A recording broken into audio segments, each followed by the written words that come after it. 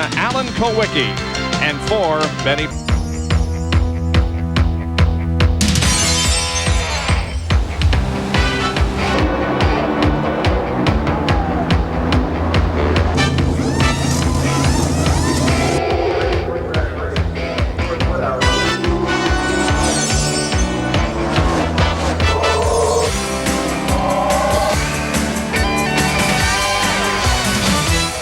We're in the scenic Blue Ridge Mountains in eastern Tennessee, the site of the Bristol International Raceway, where the Budweiser 500 NASCAR Winston Cup race was run this past Saturday night, along with the Busch Grand Nationals on Friday night. And boy, is this an action track. We have all of it for you in this half hour of Inside Winston Cup Racing and much more.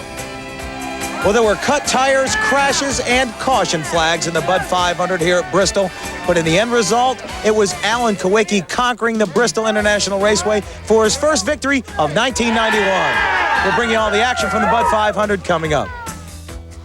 Ned Jarrett worked his way around 12 cautions to bring home his second victory in a week. Rookie Jeff Gordon and Bobby Labonte staged a tremendous lap-after-lap battle for second in a thrilling Jay Johnson 250. We'll have all the highlights. With manufacturers cutting back, some teams are getting cut off from factory support. The Detroit dilemma could cost Winston Cup crews parts and points in the 1992 race for the championship. We'll have reaction from the racing fraternity. Today's show is brought to you by Ford and your Ford dealer. Have you driven a Ford lately? By Miller Genuine Draft. Cold filtered for real draft taste. So get out of the old, get into the cold. And by Goodyear, maker of the world's most successful tires, the Goodyear Eagles.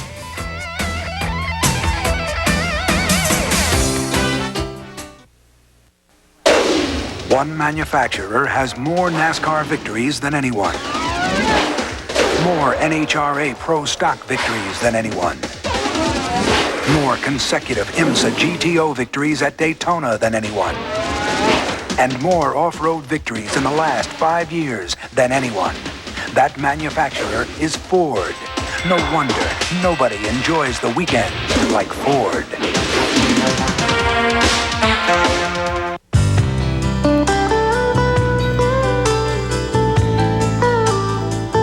All of these championship-winning drivers have one thing in common: Goodyear Racing Eagles. The race-winning technology that's found in the Goodyear Racing Eagles can also be found in the world's best-selling line of high-performance street tires, Goodyear Eagle Street Radials.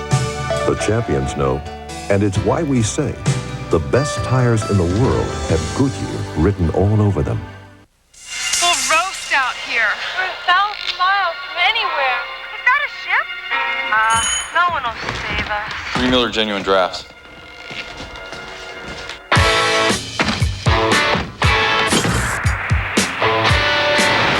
Filtered Miller Genuine Draft. For those who've discovered its real draft taste, the world is a very cool place.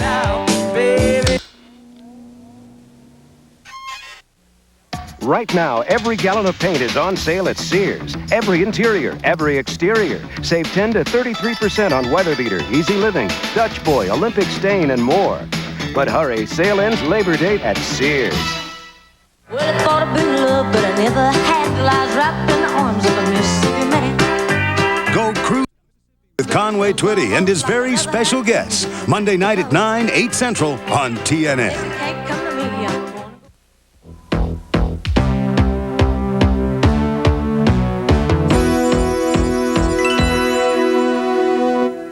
Well, there was some good news that came out of Bristol here. The fact that Kyle Petty is back in racing in the Heinz Southern 500 today in the Mellow Yellow Pontiac. Kyle was injured in the Winston 500 back in May and has been recuperating since then. It's good to see him back in the sport. Well, there was some other news here at Bristol as well. For more on that and the highlights of the Budweiser 500, let's go to the pits and Randy. Well, Ned, it'll certainly be good to see Kyle Petty back in a Winston Cup car again. Well, we touched on some news at Michigan about the speculation of where Jeff Bodine might end up in 1992, seeing that Bill Elliott may end up at Junior Johnson's to replace him. Well, here's what they say in Bristol. It appears that Jeff Bodine might end up replacing Morgan Shepherd in the Motorcraft Ford for 1992. But who will replace Dale Jarrett in the Sitco Ford for 1992? That might be Morgan Shepherd. Now, talk about qualifying here at Bristol. They practiced during the sunshine of the day, and then they qualified in the evening. And the guy that turned in the best lap was Bill Elliott in the Coors Light Ford. He broke the event record. A couple of guys that didn't have too good of qualifying runs. Jimmy Means had to go home, as well as Larry Pearson. A couple of other guys that took provisionals. Brett Bodine had to start at the back of the pack, as well as Michael Waltrip. Now, Michael Waltrip and Rusty Wallace were involved in a slight confrontation in the last practice session. Rusty Wallace was black flagged after hitting the wall. They brought the car in. Crew Chief Eddie Dickerson changed the front spindles on the car, as well as some bearings in the front end and the rear end housing, but they did get that car ready to run in the Budweiser 500. Today's Winston Cup highlights are brought to you by Ford and your Ford dealer. Have you driven a Ford lately? As the 32-car field roared to life, the sun silently set in the background, giving way to nighttime racing for the first time this season. The high bank battle under the Bristol lights began with its usual bumping and banging. Rusty Wallace was able to point his Pontiac out front to lead the first 15 laps. But as the King crashed in turn 4, the front runners foresaw a caution that never came, and that allowed Darrell Waltrip to dive into the lead, one he would hold for 35 laps. 8 different drivers were able to lead the charge during the 500-lap fight. Davey Allison was one of them, as he assumed the lead from Darrell on lap 50. But 10 laps later, he nearly drove it into the wall with his first cut tire. His inability to get to the pits proved lucky when unlucky Rusty Wallace wound up in the wall on the same lap, bringing out the first of 11 cautions. Cut tires continued to plague contenders all night long. And to add insult to injury, a 30-mile-an-hour speed limit on pit road in some cases added another 15 seconds if violated. If cars were cutting tires and crashing, they were often colliding and crashing. Dale Jarrett's chance for a repeat trip to victory lane ended in the turn 4 wall after he broke a right front wheel on lap 255. 3 laps after going green, Hut Strickland lost it down the front stretch. Everyone was able to see their way through but Ernie Irvin. Bill Elliott was the next to bounce off the wall. The pole sitter would finish 96 laps down in 22nd position. If there was a dominant car on the evening, it belonged to Jimmy Spencer. Spencer led for 204 of the 500 circuits, but even he fell victim, this one to a broken throttle linkage later on in the event. The best racing all night long was found as drivers fought to regain lost laps. After the 9th yellow flag flew for Rick Mast, Mark Martin got by leader Sterling Marlin to make up one of 4 lost laps due to cut tires. In haste to make up their lost laps, Morgan Shepherd nudged Harry Gant, and Gant went for a ride down the backstretch. Morgan would finish 6th, Harry 19th. The final 100 circuits saw only 3 cars left on the lead lap, with Alan Kowicki showing the way and looking for his first win of 1991. His only contest over the final 50 laps came in trying to keep fellow Ford driver Mark Martin off the lead lap. He did. Martin finished 4th, and Allen registered his 3rd career victory by 9 seconds over Sterling Marlin, who finished 2nd, and Ken Schrader, who finished 3rd. You know, the car worked good all day, and we got a flat tire right off the bat and got 2 laps down. I thought, oh, no, here we go again. You know, just had a good car and another bad day, but we just kept our cool and came back, made up both of the laps, ran a clean race, just stayed out of trouble, and you know, we were there at the end. The car ran good. I think we're as good as anybody. You know, Jimmy Spencer was pretty good, but we were getting better as the race went on. And, you know, he had problems, or he probably would have been pretty tough. But, you know, I've been in that situation enough times before. And it's just a real good run for us, and I think it does a lot for our confidence as a team.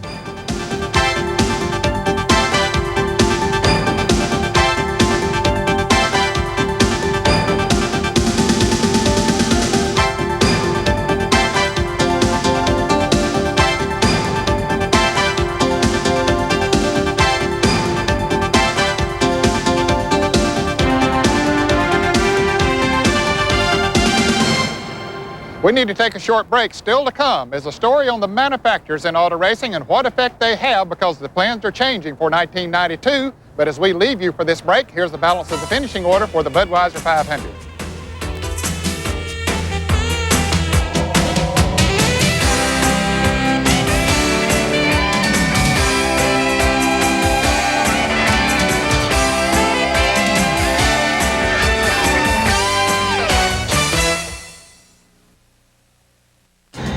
hot can it get inside your car's engine? 570 degrees under extreme conditions. Take a leading motor oil. Take Mobil 1. Of course, Mobil 1 costs more. But under extreme conditions, when you see what can happen to conventional motor oil, it doesn't pay to play with fire. Mobil 1. Isn't your car worth the extra protection? Rick Mears in Mobil 1 finished in the winner's circle at the Indy 500. Mobil 1, the choice of champions. Yes, you might win a new Pontiac Grand Prix in the special days of Summer Sweepstakes. Plus, 4 special days in sweet tickets for the Winston Cup race in Charlotte, October 6th. Plus, airfare. And special days in will throw in accommodations. How about 10 cruises for 2? Want to know how to win one? Register where you see this sign. Want to enter your name in the special days of Summer Sweepstakes? Call 1-800-CMC-DAYS. By the way, what is your name? Don't just sit there. Enter now. For high performance that doesn't stop when the rain starts, Aerofoil is the first true aerodynamic blade. At speeds as low as 50 miles an hour, the wind can cause your wiper blades to lose direct contact with the windshield. But Aerofoil's wind channel ports, aerodynamically engineered like an airplane wing, create the downward force needed to counteract wind liftoff and maintain the ideal rain sweeping pressure. For maximum wet weather visibility when you need it the most, Aerofoil, the leading edge in wiper technology. Coming up Sunday morning on TNN Motorsports Magazine live at 11:30 Eastern, we'll have qualifying for the Southern 500 and we'll go live via satellite to the IMSA GTO road race in Atlanta. Plus, NHRA President Dallas Gardner joins us by satellite from the site of the U.S. Nationals in Indianapolis. Be sure to join us. TNN Motorsports Magazine, first edition, 11:30 a.m. Eastern, Sports Sunday on TNN. Catch 90 minutes of racing excitement from start to finish on the American Sports Cavalcade.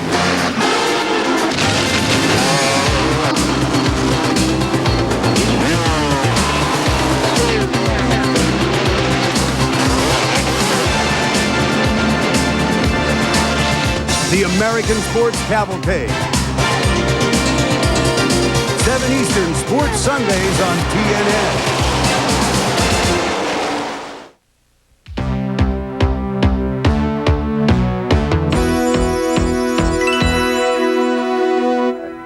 When I was driving race cars back in the early 60s, the car manufacturers almost fully supported the teams that were racing back then. Well, it has changed somewhat as far as their support is concerned, but they still play a very important role in the sport. But it's going to change some in 1992. Randy Pemberton takes a closer look at that complicated situation. Chevy, Ford, Pontiac, Oldsmobile, and Buick. The Big Five. Each week on the Winston Cup circuit, these manufacturers compete with their cars for fans, for pride, but most of all for car sales. And it's no secret that sales of American-made automobiles has dwindled during recent months. Its effect on Winston Cup racing? Chevrolet will have 5 fully supported teams in 1992. Ford will focus on 6. Pontiacs will be putting forth effort with 4 teams. Oldsmobile only 2, and Buick won't be back at all. We can't operate without someone, that's for sure. And yeah, we're looking at a change because Buick's not going to be here, so we're going to have to make a change to go on. And you got 2 choices in General Motors, Chevrolet or Pontiac, and that's it. But it's a very tough thing for this to happen to any type of racing, and certainly in NASCAR. I think it's a real negative for the sport, a real negative for all of us that are competitors out here, because we certainly need their involvement. But what type of involvement do the manufacturers currently have with the teams? We try to provide the teams the means and assistance that they can't do for themselves. For instance, the teams don't own wind tunnels or don't have direct access to wind tunnels. So we help the teams streamline the cars aerodynamically, make them, better aerodynamic cars. A lot of the parts and pieces required for Winston Cup racing, the teams can't provide for themselves. Cylinder blocks, cylinder heads, crankshafts, intake manifolds, and things like that. We work with the teams very closely to help them have the best parts and pieces available to make them competitive in Winston Cup racing. Teams that have had some factory assistance in 1991, particularly those of Oldsmobile and Buick, are making some changes. The Oldsmobile team of Raymock was actually a Chevy at Michigan. We didn't have any backing to speak of this year, and we decided to just give a Chevrolet a try. We were real successful with them in 1983, and we're just going to play hit and miss as the season progresses, and as we damage our Oldsmobiles, we'll convert them over to Chevrolet. That doesn't mean that Raymock's assistance from Chevrolet will be any greater, but for any team that can produce results, i.e. win on Sunday, sell on Monday, it just might, in return, gain some support. They put a lot of emphasis on points earned for the manufacturer, and any team that can earn points for Chevrolet, if they're currently running Chevrolets, that certainly will enhance their chances for continued support and possibly increased support. Right now, I think we're getting a minimal support from Chevrolet, so we've had assurances from them that won't be changed. It will only be increased. The result of the cutback has resulted in mixed opinions between some car owners. Well, right now you only got 15 cars really that can win in a given week. The rest of the cars are competitive, but in a different level. I don't think it's going to change. I think it'd be the same as it is today. You think other Pontiac teams that maybe aren't on the plan might help seek your advice or seek crew members' advice for their cars? Is that a possibility? Well, you know, with NASCAR, this is a big family, and we all help each other out anyway. So, like this morning, we had another team. I asked them what kind of gear we were running, and we told them. I don't think there's going to be any changes. I think the media have made more out of it than it really is. When you take independent teams that don't have the great support that we've had in the past, there's no way they can keep up with teams that have that support. There's just no way. You can't spend enough money to do that because you just can't get the people and technology that they have to bring an offer. So it's a tough deal. It's not good for the sport. It's not good for motorsports, but it's a product of the environment right now, of the economic conditions, and the motor companies are cutting back. That's what it boils down to. Bobby Allison Motorsports is another of the Buick teams that has been left in limbo for 1992. Well, right now we're maybe looking at going to Illumina's at Daytona and Talladega and running Buicks everywhere else. But right now that may be subject to change, and as time goes on. But right now that's kind of the way we're approaching it. We really don't know. With less assistance for many teams in 1992, they must now look for new avenues of support. You got two choices, two or three really. You can try to win more, which is pie in the sky, and it may happen. You try to get more from your sponsor, which is tough because you've already probably got a deal, or they're in budget cuts and they can't really come to the table. Or you try to find an associate to go on, which we're trying to do on the Quaker State car, which we have the right to do. Now, all those are hard. They're pie in the skies. If any of those happen, then you're okay, but they're hard and tough to make happen. Like in life, in NASCAR Winston Cup Racing, it's truly survival of the fittest. And despite the decline in auto sales, NASCAR President Bill France believes the sport will continue to flourish. Economics, I know from reading the papers like everybody else does and seeing their reports, their financial published reports, is they're not doing all that well. Why Winston Cup Racing goes, you got to have to remember that there's a big price differential between, say, a $50 ticket and a $12,000 car. So we happen to be fortunate right now that we, our sport has gone through the recession and basically in pretty good shape. What year were you born in? I was 59. 59. Okay. Well, before you were born, they were here and they left, and so this is the third time in my lifetime. Rest assured, the sport will go on and it will still continue to be competitive. NASCAR has crossed bigger hurdles than this. We need to take a short break. Still to come are highlights of the J. Johnson 250. Dale Jarrett still on a roll, and we'll also have the mailbox. Stay with us. Dale Jarrett's good fortunes continued as he got his first Busch win in Bristol, his second victory of the week. We'll have the exciting highlights from the J. Johnson 250 coming up.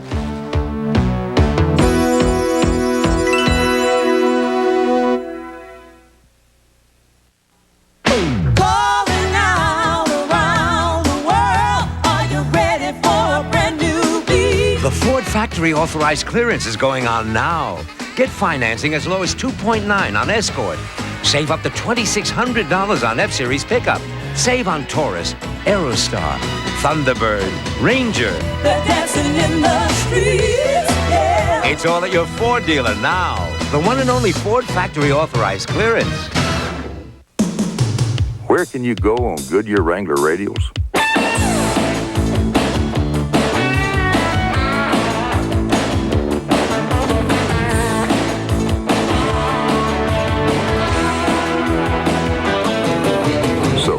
you go on Goodyear Wrangler radials? Just about anywhere you want. Put on a set of Goodyear Wrangler radials, and you'll know why we say the best tires in the world have Goodyear written all over them.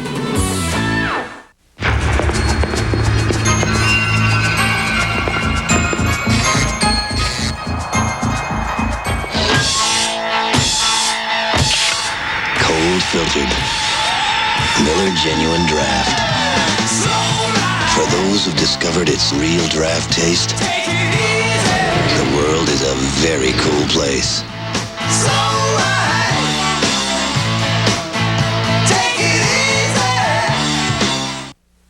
Right now, every gallon of paint is on sale at Sears. Every interior, every exterior. Save 10 to 33% on Weather Beater, Easy Living, Dutch Boy, Olympic Stain, and more. But hurry, sale ends Labor Day at Sears. Get a close-up view of the newest cars on the market and see how they perform on test drives. Check in with the auto experts on Road Test Magazine. Sunday on TNN.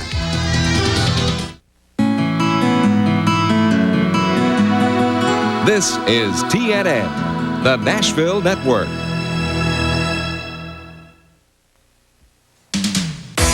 Entering the Heinz Southern 500 at Darlington, Ricky Rudd trailed Dale Earnhardt by a mere 60 points in the chase for the Winston Cup crown. We'll see if he can catch up as we bring you all the highlights from the Heinz Southern 500. The Busch Grand National Circuit was also back to visit the Lady in Black. Dale Jarrett was the defending champ, looking to make his third trip to Victory Lane in the last 3 weeks. We'll have all the highlights from the Gatorade 200. And Kyle Petty is finally back in action in Darlington. We'll profile his triumphs and tragedies during the season, as well as hear firsthand from Kyle about what it's been like on the road to recovery. More than 50,000 fans showed up here for the NASCAR Busch Grand National race on Friday night, the J. Johnson 250. Wonder why so many fans would come out to a Busch Grand National race? Well, this is the action track, and certainly they were not disappointed because there was plenty of action in that race, and Dan Kenyon has the highlights. Chuck Bown and Jeff Gordon led the field of 32 on the high-banked Bristol Raceway. Points leader Kenny Wallace started third, Butch Miller started fourth. The half-mile speedway always promises excitement, and this race was no exception. The first of 12 cautions flew on lap 15 as Jeff Purvis had trouble negotiating turn 1. He ended up hitting the wall. Racing resumed and Chuck Bound still had the lead. He held it till lap 47 when Dick Trickle moved to the front. The position was short-lived as Michael Waltrip took over only 15 laps later. Waltrip's lead was also to be short as defending champion Chuck Bound took the lead back on lap 79. The swapping continued as Dick Trickle again overcame Bound on lap 117. The sixth caution came out on lap 131 for one of the bigger accidents of the night. The wreck involved Winston Cup regulars Jimmy Spencer and Morgan Shepherd and Busch regular Richard Lassiter as they all tangled on the backstretch. Shepherd and Spencer retired later. Dave Rezendes took over as the new leader on lap 131, and he stayed in front for 25 laps. Lap 157, and Dale Jarrett was in command, leading the race for the first time. Caution 8 came out for Michael Waltrip and Kenny Wallace. They bumped on the front stretch and spun out in turn 1. The yellows continued to fly. Number 9 came out on lap 186. Richard Lassiter and Ward Burton were racing hard. Lassiter lost it and ended up in the turn 3 wall. The headache of the night went to Dick Trickle, who had a top 10 run going. Dave Rezendes spun out in turn 2. As he tried to straighten his car, he fell victim to the Bristol high banks and drifted down the track. Trickle had nowhere to go. Both were finished for the night. In the meantime, Dale Jarrett was building a good lead. So good, he collected his first win at the Bristol Speedway, his second win of the week. The biggest race of the night, though, belonged to Bobby Labonte and rookie Jeff Gordon. Both drivers battled for over 50 laps with Labonte coming out on top to take home second place and gain a few points on points leader Kenny Wallace. Gordon showed a tremendous amount of class in the race. He seemingly had the quicker car but was unable to pass on the one-groove track. He was always on Labonte's bumper but never got out of hand. Well, I had to bump him a little bit just to let him know I was there, but, I'm not that kind of driver. I just don't spin people out. I'd rather take a third and him take a second and finish the race and be happy afterwards than have a big controversy and run second, or maybe take myself out. It's just not worth it. I tell you, it's a lot of fun to race against Jeff because he's a good racer and he's got a lot of talent, for years to come. So as good as he runs right now, he'll be pretty good later on. But, this Penrose Oldsmobile run pretty good, and, we're just happy we came home with second because at first we didn't think we'd be anywhere in the hunt. But so we're real fortunate, and I guess we gained a few points tonight, our goal. But, best thing we do is we had a good time and finished the race.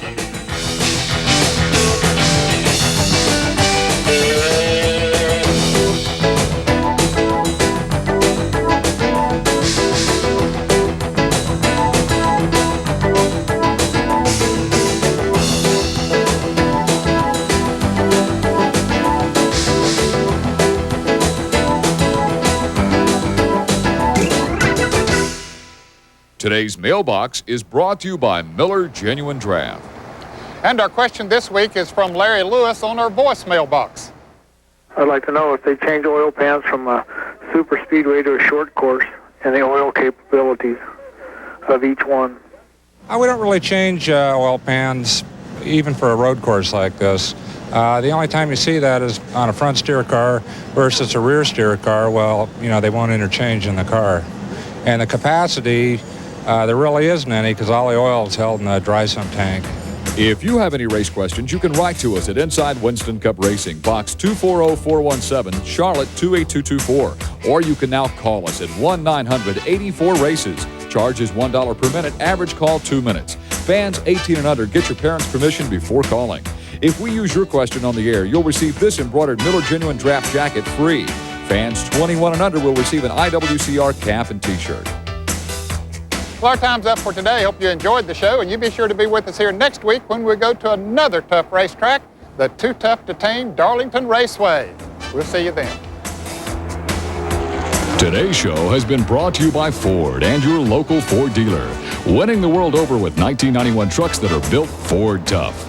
By Miller Genuine Draft, coal filtered for real draft taste. So get out of the old, get into the cold.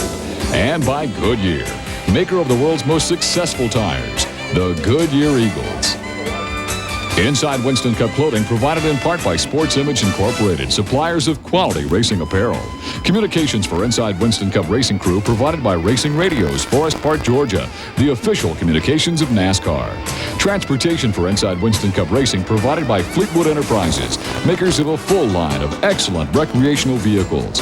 And by your Carolina Ford dealers. Nobody outsells Ford in the Carolinas.